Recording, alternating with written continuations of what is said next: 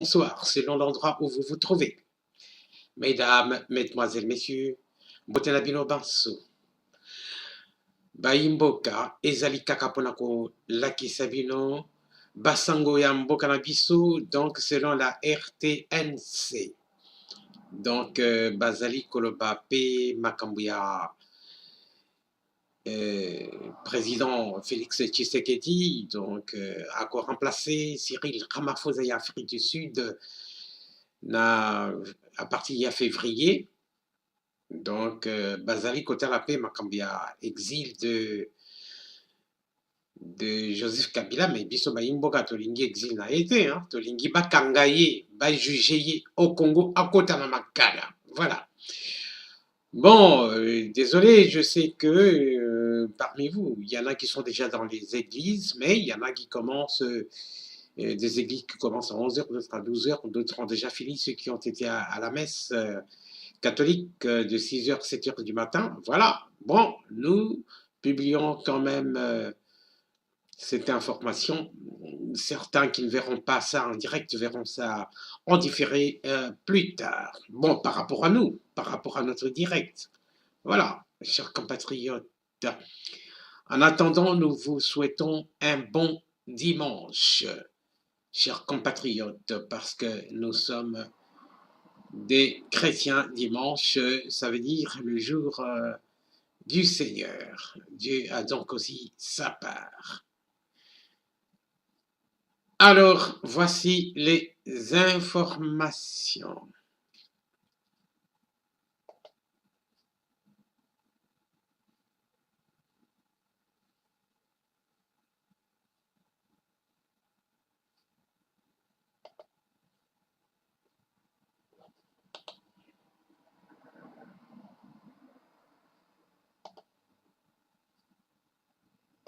Le président de la République a réuni ce vendredi, dans la soirée, le Conseil de sécurité afin de prendre des mesures d'encadrement. Jusqu'à Koussema, Fiston Matondo, reportage. En sa qualité de garant de la nation et commandant suprême des forces armées, le président de la République, Félix-Antoine Tshisekedi Tshilombo, a réuni ce vendredi les responsables des services de sécurité afin de leur donner des directives claires pour l'encadrement de la population en cette période de couvre-feu.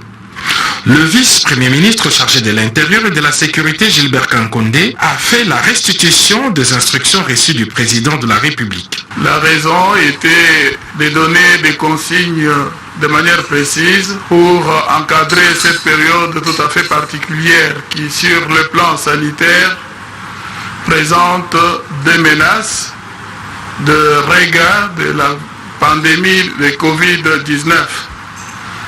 Comme vous l'apprenez à travers le monde, cette deuxième vague est plus agressive que la première. Et c'est ainsi que les autorités du pays ont été amenées à décréter un couvre-feu qui revêt un caractère plus pédagogique que répressif. C'est tout simplement pour attirer l'attention de notre population que ces menaces, ces risques de la maladie sont réels. Il suffit de faire attention aux communiqués nécrologiques ces derniers jours. Vous vous apercevrez que, une fois de plus, les statistiques de décès dus à cette pandémie continuent d'augmenter de jour en jour. Et il a demandé aux responsables des services, de l'armée, de la police, tous ceux qui sont chargés de veiller à faire respecter ces mesures de police, à avoir une attitude ferme, certes, pour faire respecter toutes les mesures barrières qui ont déjà été décrétées et que nos médias ne cessent de répéter de sorte à ce que ça soit dans nos habitudes de chaque jour, mais d'afficher un comportement de courtoisie. La police n'est pas là simplement pour être répressive, elle a un rôle aussi pédagogique. Ce que nous devons éviter, c'est quoi? Ce sont les attroupements, les rassemblements. Ce que nous devons respecter, c'est quoi? c'est le port des masques, c'est la distanciation sociale. Et la police devra veiller à ce que les rassemblements, les mesures barrières de port de masques, de distanciation sociale soient respectées. C'est ce qui nous met à l'abri de la contagion de la pandémie. Pour le reste, comme je l'ai dit encore une fois, la police devra se montrer plus pédagogique, prodiguer des conseils et ramener la population à des comportements de responsabilité. Est-ce qu'au niveau du Conseil de sécurité, cela a été évoqué? On a l'impression que 21h, c'est un peu plus tôt à cause des embouteillages sur les routes. Oui, tout cela a été examiné, mais vous savez que l'on dit que la santé n'a pas de prix. La santé n'a pas de prix, et pour protéger la population, nous ne sommes pas les premiers. Nous ne sommes pas les premiers, que ce soit sur notre continent ici. Si vous prenez l'exemple de notre voisin, la République du Congo ici, eh bien, le couvre-feu est d'application depuis déjà plusieurs mois. Et nous devons comprendre que cette mesure est prise pour notre bien. La santé n'ayant pas de prix, les Kinois devraient s'adapter à ces confinements nocturnaux. C'est le prix à payer pour préserver sa vie et celle des autres. La Covid-19 est encore parmi nous. Le président de la République, Félix-Antoine Tshisekedi Tshilombo, a participé à la messe des Requiem en mémoire de son chargé de mission Ilunga Mwila ce vendredi 18 décembre 2020. Plusieurs personnalités du pays ainsi que les membres de la famille de l'illustre disparu étaient également de la partie, nous disent Fifi, Fanny Kikuchi et Coco Molichou. Plusieurs, mais la douleur est encore vive dans les cœurs de ceux qui l'ont connu et partagé avec lui l'expérience professionnelle. Décédé le 27 mars de cette année en plein confinement, Jacques Ilunga n'avait pas eu droit à des funérailles ordinaires. 9 mois après, les membres de ses familles politiques et biologiques se joignent au couple présidentiel pour une messe de requiem en la cathédrale Notre-Dame du Congo. Chargé des missions du chef de l'État, Jacques Ilunga était un collaborateur dévoué et exemplaire, des qualités rappelées par l'officiant du jour.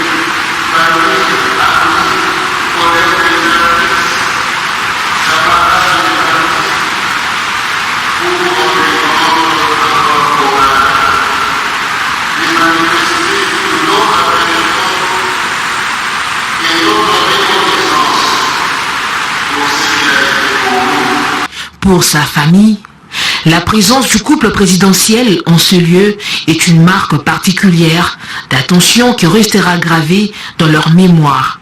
Un geste de réconfort pour la veuve et les enfants Ilunga.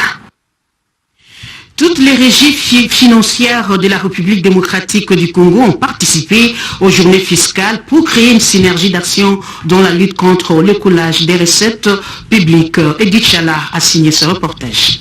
Les matinées fiscales annuelles qu'organise la Direction générale des douanes et accises, DGDA, ont vécu du 17 au 18 décembre courant en collaboration avec Congotech Network, la présidence de la République qui a préparative aux travaux à travers le conseil spécial du chef de l'État en charge du numérique, Dominique Migisha, a voulu cette initiative plus globalisante en associant deux autres régies financières, à savoir la Direction générale des impôts DGI et la Direction générale des recettes administratives et domaniales DGRAD. D'autres services d'assiette, tant au niveau national que provincial, ont participé à ces travaux. Plusieurs experts et acteurs de l'écosystème numérique congolais et des opérateurs privés ayant un lien direct avec ces enjeux financiers tels que les banques, les télécoms et autres, se sont investis dans la réussite de ces journées fiscales. C'est un moyen efficace dans la volonté des pouvoirs publics de lutter contre le coulage des recettes publiques. Un système de recouvrement et paiement informatisé réduit sensiblement la manipulation des liquides et offre une sécurité pour les trésors publics.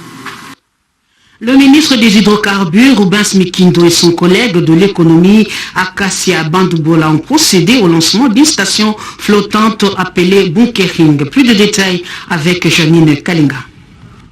Bunkering est l'appellation d'une station flottante destinée à la distribution de produits pétroliers, des carburants sur le fleuve Congo. Les bénéficiaires sont des unités flottantes qui sont baleinières, barges, bateaux, pousseurs, pour ne citer que ceux-là. Ce projet est l'initiative de l'entreprise Eliast dont les activités viennent d'être lancées par le ministre d'État, ministre des Hydrocarbures, Rubens Mikindo Mouima, accompagné de la ministre de l'Économie nationale, Acacia Bandoubola, et du vice-ministre des Hydrocarbures, Moussa Mondo. Nous souhaitons que les produits que Elias va utiliser, que ce soit des produits de bonne qualité.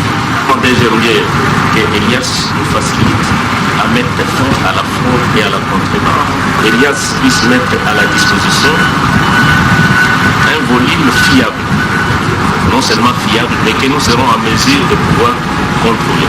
Il y a plusieurs avantages qui sont liés à ce projet, dont particulièrement celui d'appuyer les efforts du patron des hydrocarbures en RDC, déjà engagé dans la lutte contre la fraude et la contrebande des produits pétroliers afin d'assainir les secteurs de l'aval pétrolier. Cette station va mettre à la disposition des opérateurs évoluant sur le fleuve Congo le produit de bonne qualité répondant aux spécifications de la RDC pour un meilleur rendement dans leurs activités et l'augmentation substantielle des recettes fiscales et parafiscales pétrolières. La distribution se fera dans le strict respect des sécurités des normes environnementales en évitant toute forme de pollution du fleuve par les produits pétroliers. Orienter la politique de gestion et communiquer sur la vision nationale des tourbières, c'est l'objectif poursuivi au cours des travaux de la table ronde sur les tourbières ouvert ce vendredi 18 décembre 2020 par le ministre de l'Environnement Claude Nyamugabo, Séverine Pascal et Lopez Kakouba. Les chiffres sont explosifs. La cuvette centrale du bassin du Congo abrite la plus grande tourbière tropicale du monde, étendant sur une superficie de 145 000 km², un stock estimé à 30 gigatonnes, soit l'équivalent de 2 ans d'émissions mondiales des gaz à effet de serre. Le 2/3 de ces tourbières se trouve en République démocratique du Congo. Cette table ronde que lance le ministre de l'Environnement tombe à point pour orienter la politique de gestion de ces dernières. À l'heure où les changements climatiques font peser de graves menaces sur notre planète, les tourbières sont une preuve additionnelle des services environnementaux incommensurables fournis par les écosystèmes de la République démocratique du Congo. La présente table ronde se veut une opportunité de communiquer sur la vision nationale des tourbières, tout en considérant les avancées ainsi que les perspectives de cette thématique tourbière. La FAO a salué à juste titre cette noble initiative à travers son représentant. Retenez que le ministre de l'Environnement a exposé par PowerPoint la situation générale de la RDC quant à ce. Il a en outre rappelé le programme d'action stratégique du président de la République reprenant les objectifs de gouvernance environnementale et à la conservation de la diversité biologique, puis la garantie du bien-être de nos populations futures. Le ministre de la Santé, Étienne Longondo, a procédé à une visite d'inspection des services nationaux de l'hygiène aux frontières sur les tests de Covid-19 auprès de voyageurs. La deuxième vague de la Covid-19 gagne décidément tout terrain en RDC, surtout avec la plupart des cas importés. Le renforcement des mesures sanitaires et sécuritaires dans les aéroports et de postes frontaliers est une nécessité incontournable pour lutter efficacement contre cette pandémie dévastatrice. C'est principalement dans ce contexte précis que le ministre de la Santé, le Dr Eteni Longondo, a visité les stands de prélèvement de voyageurs qui proviennent de l'étranger, en passant par la salle d'attente de prélèvement où il a échangé avec le passager trouvé sur place en leur conscientisant à passer le test Covid sans résistance afin de rompre la chaîne de contamination. Ensuite, le ministre a eu une causerie morale et une sensibilisation des cadres et agents du PNHF. Quant au probable cas de corruption et monnayage de tests Covid, le ministre de la Santé a sévèrement mis en garde les auteurs de ces pratiques irresponsables et illicites. Ce personnel doit travailler avec conscience, qu'ils sachent qu'ils ont ces fardeaux-là de protéger la santé du peuple congolais. Donc, à partir d'aujourd'hui, il y aura des agents de l'inspection de la santé qui vont passer et contrôler le travail qui est en train de faire ici. Si on attrape quelqu'un qui monnaie ce test et sans faire le test, il laisse passer le passager, à ce moment-là, il y aura des sanctions. Donc on ne peut pas blaguer avec la santé des Congolais. Concernant la destination ou la gestion des fonds encaissés lors des tests Covid, le ministre Eteni Longondo apporte plus de précisions. L'État congolais n'a pas assez de moyens pour acheter ce test-là et pour le rendre gratuit. On exige ces montants-là pour que le voyageur puisse participer à l'achat de ces intrants, donc à l'achat de ce test, donc c'est une contribution. Dans le même ordre d'idées, le ministre a tenu également une réunion à huis clos avec le responsable de la DGM et de la RVA sur place à l'aéroport international d'Ndjili. Les provinces de l'Ituri et du Sud Kivu comptent plusieurs agents de l'État dont leur cas nécessite une intervention de la hiérarchie. Situation présentée à la ministre de la fonction publique, nous parle José Baïtouambo dans cet élément de reportage. À l'instar des autres provinces de la République démocratique du Congo, l'Ituri et les Sud Kivu éprouvent d'énormes difficultés pour faire fonctionner l'administration publique. Au nombre des difficultés, la mécanisation des agents de carrière publique de l'État ont avoué le ministre provincial de ces deux provinces venu solliciter l'implication de Yolande Bongo Bosongo pour des solutions. Nous sommes venus voir Madame la ministre pour présenter d'abord le situation générale de la fonction publique au niveau de nos provinces respectives, mais principalement il s'agit de la liste déclarative de nos agents. Nous avons le problème de nos jeunes professionnels qui font souvent les tests de l'ENA, les rajeunissements qu'on est en train de promettre dans l'administration publique, ça puisse être effectif et que ces jeunes professionnels puissent être identifiés et ils puissent accéder aux emplois afin de redynamiser les travaux ou les secteurs de l'administration sur toute l'étendue de la province du Sud Kivu. Et nous espérons que lorsque toutes les batteries seront mises en marche, l'administration publique dans les provinces sera au top et ça va permettre à ce qu'on puisse mettre la valeur de l'argent de l'État dans la province, surtout dans la province du Sud Kivu. Le ministre de la fonction publique, Yolande Bongo Bosongo, qui ne ménage aucun effort pour le bien-être des agents de carrière de l'administration publique, a rassuré ses interlocuteurs de tout faire. Le ministre d'État en charge de l'EPST a fait le bilan de la gratuité de l'enseignement des bases sur toute l'étendue du territoire national. C'était à l'occasion de l'an 1 depuis qu'il est à la tête de ce ministère. Willy Bakonga est au micro de Séverine Katanda. La gratuité de l'enseignement primaire est irréversible, indiscutable et non négociable. C'est une importante réforme acceptée par toute la population et la communauté des partenaires éducatifs. Pour ce faire, les actions suivantes sont à envisager. La mobilisation des ressources extra-budgétaires. Une profonde réflexion devrait être menée autour des financements innovants. Le renforcement des capacités d'accueil du système et l'amélioration de l'environnement d'apprentissage par la construction de nouvelles salles de classe. Le programme d'action du chef de l'État prévoit la construction de 10 000 salles de classe par an.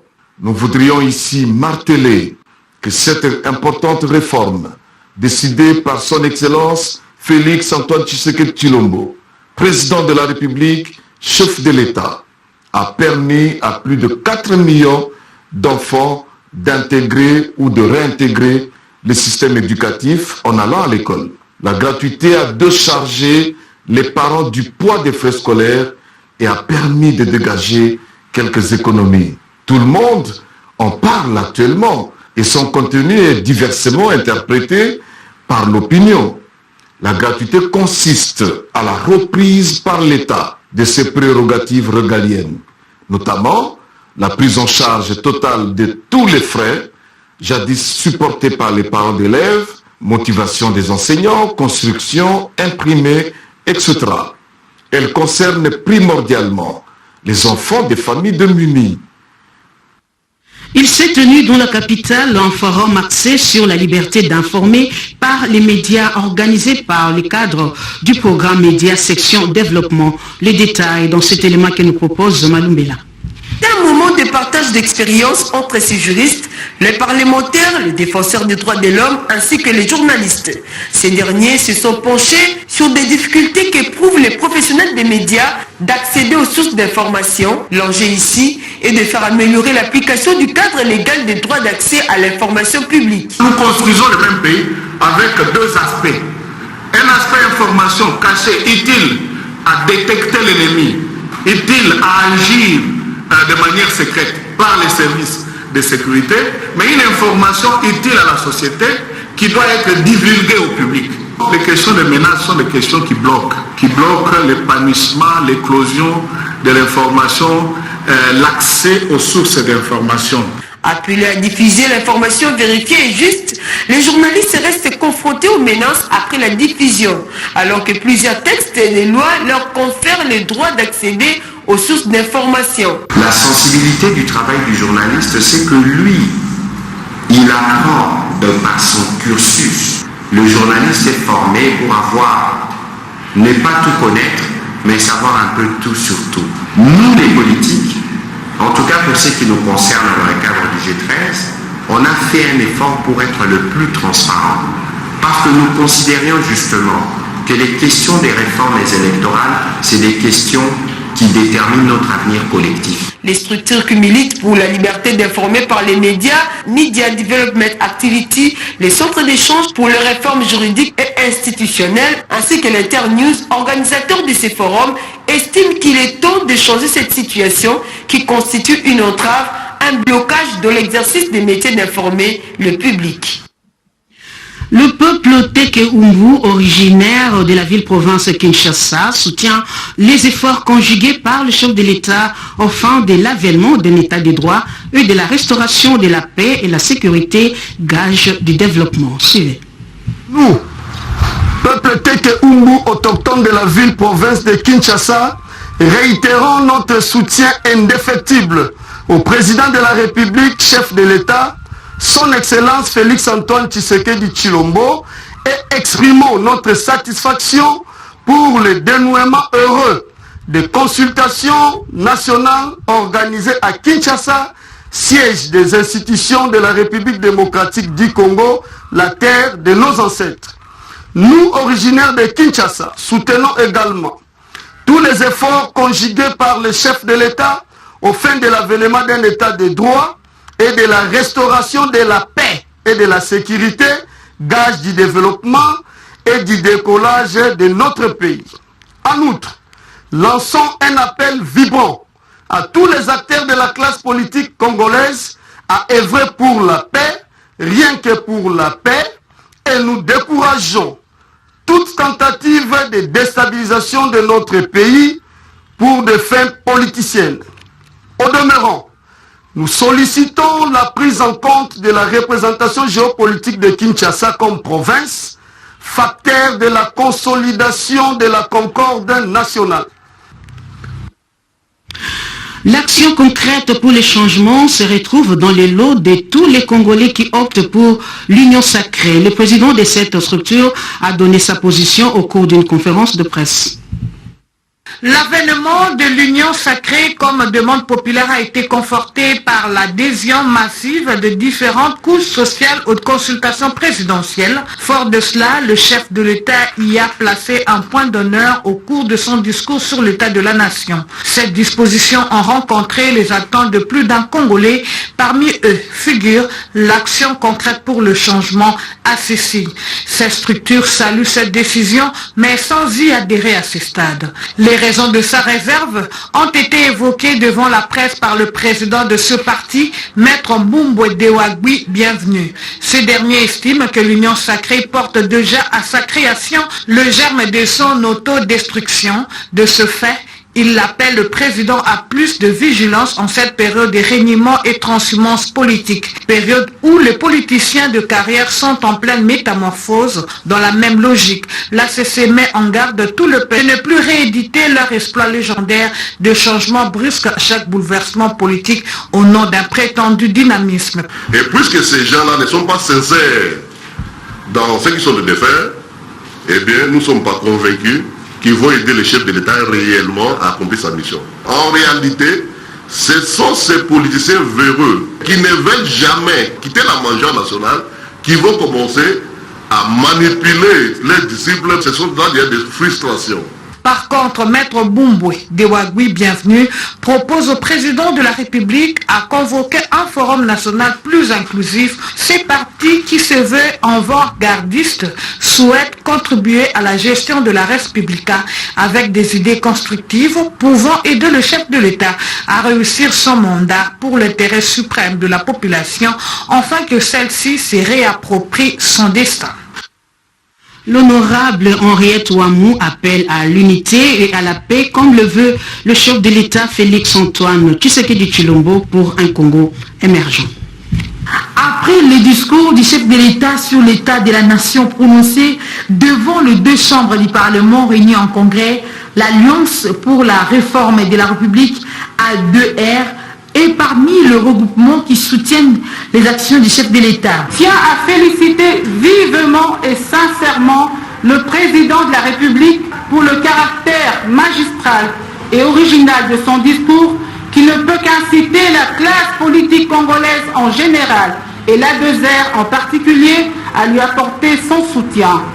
Dans ce cadre, le chef de l'État a alerté l'opinion nationale sur la hausse inquiétante du taux de contamination au Covid-19 et a déploré le relâchement dans l'observance des gestes barrières. Pour lutter contre l'épidémie de Covid-19, le président de la République a demandé à la population, notamment par le port obligatoire de masques. Dans son propos, le chef de l'État s'est aussi largement apaisanti sur le problème de la faible desserte en eau et en électricité, ainsi que sur la question brûlante de la gratuité de l'enseignement primaire. Cette plateforme, par le biais de sa présidente honorable Henriette Ouamou, a félicité vivement le chef de l'État pour le caractère magistral et original de son discours qui a poussé la classe politique congolaise en général et A2R en particulier d'apporter leur soutien indéfectible à Félix-Antoine Tshisekedi Tshilombo, le président de la République démocratique du Congo. Parlons enseignement supérieur avec la signature d'un accord de coopération entre l'université protestante au Congo et l'université catholique. C'était pendant les travaux d'un colloque de 3 jours qui a réuni le personnel scientifique de ces deux universités. Reportage Angèle Mabiala. Ce grand rendez-vous du donner et du recevoir a permis à l'université protestante au Congo et l'université catholique du Congo de resserrer les liens afin de donner des bons fruits. Des fruits qui demeurent pour une meilleure destinée de la République démocratique du Congo. Ce colloque nous fait prendre un grand final qui nous permettra sans nul doute de construire l'avenir avec lucidité, espérance et foi en vue d'inventer une destinée meilleure pour notre pays. Le ministre de l'enseignement supérieur et universitaire s'est dit convaincu que les connaissances acquises lors de ces colloques vont contribuer à la construction de notre beau et grand pays. L'université a deux missions. Transmettre des connaissances. Il faut profiter pendant que les étudiants sont à l'étude pour, en plus des connaissances, les transmettre des valeurs. du chef de l'État en matière de l'éducation, cette conférence aura été un moment de réflexion pour prendre conscience des enjeux et des défis à relever. Il faut cependant porter l'action à l'idéal de l'État et du moi.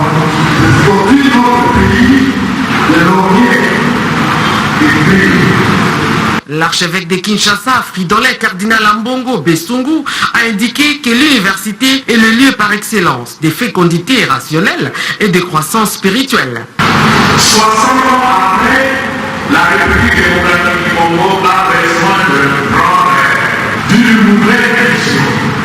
Elle a besoin de reconquérir son existence sur des valeurs spirituelles et éthiques.